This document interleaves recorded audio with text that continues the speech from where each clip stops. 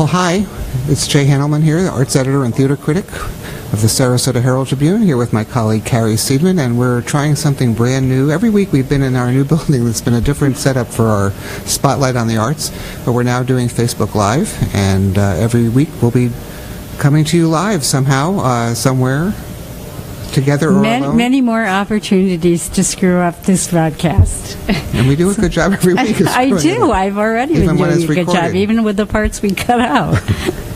Well, there'll be no cutting out this week, so we're going to get started with, we have a whole lot of things going on. Obviously, the Sarasota Film Festival is beginning this weekend, and we're going to be paying attention to that, but I know our colleagues Jimmy Gertz and Wade Tatangelo will be talking more about that, but I do want to plug my story that's going to be running, I believe, in Thursday's paper about The First Time Club, a movie made by K.T. Curran, who runs Source Productions, with a whole cast of local actors, and it was filmed in Sarasota, and I got to see it in advance and do a story about them, and it's something worth paying attention to. So, but let's move on to the arts, and Carrie, why don't you get us started? Well, one of the things that isn't happening this week is any dance. So in lieu of that, Jay has assigned me every hard musician's name to try to pronounce for this week's Spotlight. So I'll start with the Sarasota Concert Association's final performance of their Great Performers series.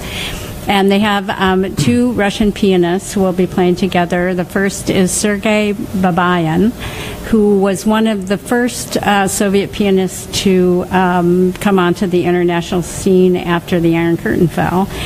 And his student at one point, Daniil Trifonov, who won some, I can't remember which huge student awards they were when he was like 20 years old, but two big ones right in a row, and they're both renowned. They'll be playing Thursday night at the Van Wezel, and certainly sounds like something not to be missed. Yeah. And also, I think, hopefully not to be missed, as most of their shows have been, is the Urbanite Theater's final production of the current season, which is called Bonita. It's B-O-Nita. It's written by Elizabeth Heffron, and it's a one-woman play, so this will be my second one-woman play in a week. Right. I'm not doing it. I have to go watch it. Last week I saw Florida Studio Theater's production of Grounded, which is really wonderful. In this case, it's Terry Wiegand, who's playing 7 different characters, primarily a young girl, Bonita, and her mother, who go on this major adventure in their lives trying to bring a little bit of stability to a very dysfunctional family. So that play opens Friday and is running through April 30th, and I'm told by the artistic directors that they'll be announcing the next lineup of shows to take them through the next year and the next few weeks, so we'll be hearing more about that. So it's at Urbanite Theater downtown. 7 characters. I feel like that on some days when I'm juggling 7 different stories. Or 7 different difficult names to pronounce. Yeah, and here's a few more, this time from China. The Masterworks, a lot of the organizations are coming up on their final concerts of the series season. So the Masterworks finale concert is called Magnificent 7. And it will be the Sarasota debut of both a conductor and a guest artist. The conductor is Han Na Chang, and the guest pianist is Bertrand Chimayu. I'm sure that I butchered that, and I'm sorry, gentlemen, if I did. I think that's pretty good. But one thing that they'll be playing among the rest of the program is Mendelssohn's Piano Concerto No. 1, which is familiar to most people. It's just an incredible piece. So that is Friday night at the Neal Performing Arts Center in Bradenton, and Saturday and Sunday at the Van Wezel. And you want to tell them about the People's Choice concert, too? No, because I don't know anything about the People's Choice. Well, the orchestra has another program going on. I'm sorry, I thought I made that clear. It's got 2 things up there in our little cheat sheet. The orchestra's Great Escapes series is doing a concert of programs, of pieces that were selected by audience members, their favorites from the last 5 years, and some of them have been favorites for hundreds or You didn't tell lots me about of years. this. I'm Sorry. unprepared. Well, we screwed up the first live broadcast. Christopher Confessori, who's been associated with the orchestra for a long time, is conducting these concerts. And then we playing pieces from La Boheme, Swan Lake, the 1812 Overture, Cavalleria Rusticana, and some pieces from Broadway and Hollywood, like Singing in the Rain and Les Miserables. And that's running through April 8th. It's next Wednesday through April 8th. So, and isn't it good that Jay is so prepared and can fill in on the places where I have no idea what he's talking it helps about? when we're preparing all the things to put into the ticket section that I wrote the thing, so I knew what was going on. And so now he's got more for you now. I'm going to segue into something different now. At Oslo Rep, every year their education and outreach department talks to people in the community about issues of concern, and they develop a docudrama of sorts called Faces of Change.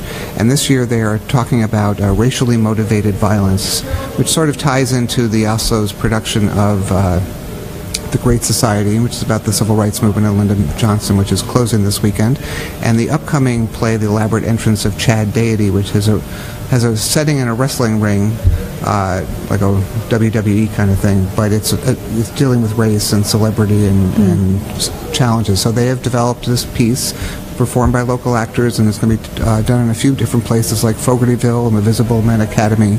And there'll be a performance at the Cook Theater at the Oslo at the FSU Center. And that's beginning next Wednesday and going also through April 9th. And so you can check the Oslo out for more information about that. But it's usually it's a very kind of low-key production, but a kind of interesting way I love of getting that to they connect. do all those community integrated things. I think that's great. It's good to get connected with what our neighbors are thinking about. Absolutely. That may not be touching our lives specifically. Your turn. Back to the music scene, back to another foreign name that I can't pronounce very well. Guitar Sarasota is also coming up on the last concert of their series, and it is Cuban guitarist by the name of Manuel Barrueco. How was that? I don't speak Spanish, so that's better than I could say.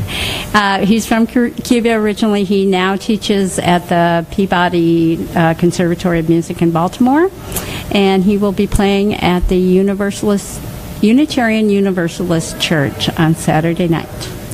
Universalist, that's an English word. I can tell this live thing is really going well for me. Hopefully it's going well for you.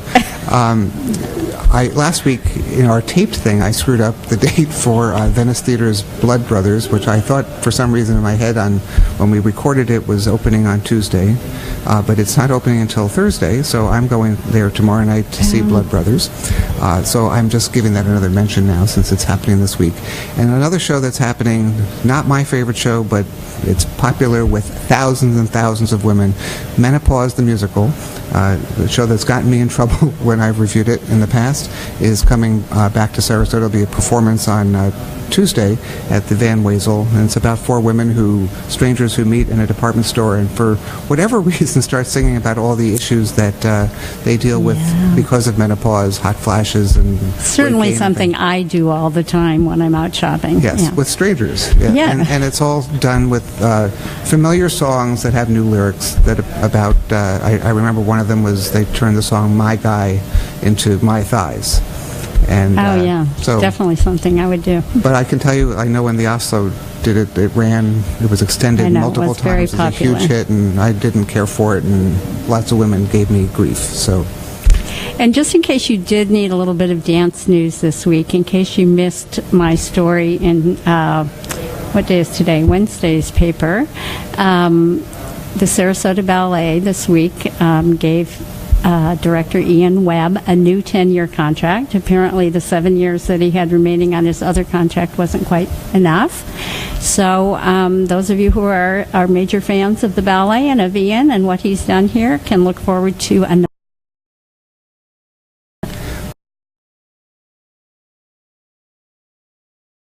You know about we can share the duties. So tune in next week to see us on Facebook Live again, and we'll be letting you know when that will be appearing, because we're not actually certain. I'm going to be doing it by myself because I won't be here. Oh, what a pity. Lucky me. I will be at a mental health conference in Seattle, or perhaps wandering around Pike's Market or something like that. Well, lucky you. I'll be here, and we're going to try to work out a way for us to communicate with you online, and maybe we'll have that set up in time to do it next week. So watch and give us all your questions, or you can critique us for a change. How about that? But be kind. I'll see you next week.